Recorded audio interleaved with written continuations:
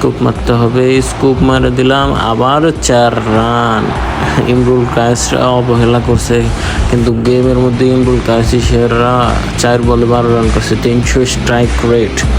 দেখা যাক এবার এস রহমান কত করে স্পিনার লাগাইছে। আবার স্কুপ করার চেষ্টা করব, কিন্তু না, ডট বল। সাব্বির রহমানই আবার স্কুপ করার চেষ্টা, এবার 4 রান।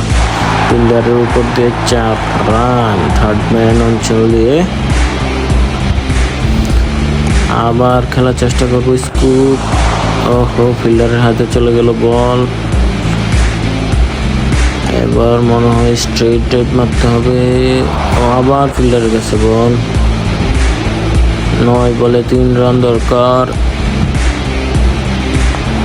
এবার মনে হচ্ছে 6 হবে না, 4 হয়েছে। 3 রান দরকার ছিল, 4 মেরে জিতে গেলাম খুব সহজে।